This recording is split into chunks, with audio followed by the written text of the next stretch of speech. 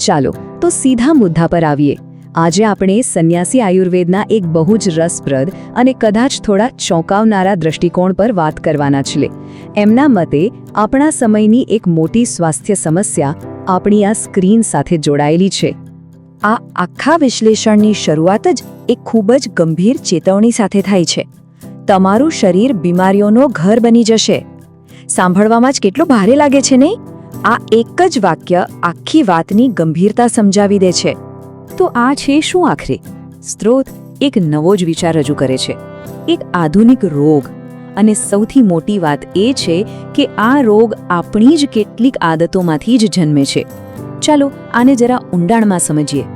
આ સ્થિતિને સ્ત્રોત એક નામ આપે છે, ટીવી કી બીમારી. હવે એક વાત અહીં સ્પષ્ટ કરી દઉં, આ કોઈ ટ્યુબરક્યુલોસિસવાળી ટીબી નથી હો. ના, આ તો મોબાઈલ, ટીવી અને સોશિયલ મીડિયાની જે લત લાગી છે એના કારણે જે સ્વાસ્થ્ય સમસ્યાઓ ઊભી થાય છે એના માટે વપરાયેલો એક શબ્દ છે. તો સવાલ એ થાય કે આ આધુનિક રોગનું મૂળ ક્યાં છે? ક્યાંથી શરૂઆત થાય છે આની? સ્ત્રોત મુજબ આની શરૂઆત એક એવી આદતથી થાય છે જે આપણને બધાને બહુ સામાન્ય લાગે છે, અને એ છે જમતી વખતે સ્ક્રીન જોવાની આદત. આપણામાંથી મોટાભાગના લોકો કદાચ આ રોજ કરતા હશે. અને બસ અહીંથી જ સમસ્યાઓનો એક આખો ધોધ શરૂ થાય છે. સ્ત્રોતનું કહેવું છે કે આ એક નાનકડી લાગતી આદત શરીરમાં બીમારીઓની એક એવી ચેઇન રિએક્શન શરૂ કરે છે જેની અસરો એક પછી એક સામે આવતી જાય છે. આ ચેઇન રિએક્શનની સૌથી પહેલી અસર આપણા પાચન તંત્ર પર થાય છે. જ્યારે આપણું ધ્યાન ખાવામાં નહીં પણ સ્ક્રીન પર હોય ત્યારે શરીરમાં જે પાચક રસો બનવા જોઈએ એ પૂરતા પ્રમાણમાં બનતા જ નથી. સાદી ભાષામાં કહીએ તો શરીર ખોરાકને બરાબર પચાવી જ નથી શકતું. અને એકવાર પાચન બગડ્યું એટલે સમજો કે આખી સિસ્ટમ ખોરવાઈ જાય છે. પછી તો લાઈન લાગે છે સમસ્યાઓની. ઊંઘ બગડે છે, હોર્મોન્સનું સંતુલન બગડે છે, પેટ બરાબર સાફ નથી થતું, આખો દિવસ થાક લાગે છે, આંખો નબળી પડે છે અને યાદશક્તિ પણ ઘટવા લાગે છે. જાણે કે આખું શરીર બગડવા લાગે છે. હવે જે વાત આવી રહી છે એ ખરેખર આંખો ખોલી નાખે તેવી છે. આ મુદ્દાની ગંભીરતા સમજાવવા માટે સ્ત્રોત કેટલીક એવી સરખામણીઓ રજૂ કરે છે જે આપણને આપણી આદતો વિશે ફરીથી વિચારવા પર મજબૂર કરી દેશે.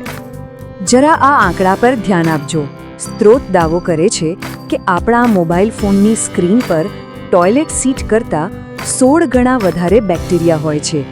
16 ગણા!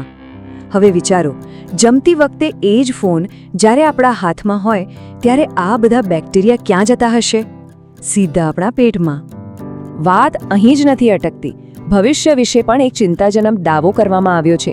આયુર્વેદ અનુસાર પહેલાના સમયમાં વૃદ્ધાવસ્થા 50 વર્ષ પછી શરૂ થતી, પણ સ્ત્રોતનું કહેવું છે કે આપણી આ નવી પેઢી આ આદતોને કારણે 30 વર્ષની ઉંમર પછી જ નબળી પડવા લાગશે.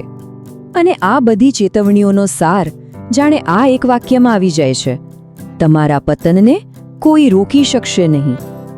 અહીં બધો જ ભાર વ્યક્તિની પોતાની જવાબદારી પર મૂકી દેવામાં આવ્યો છે.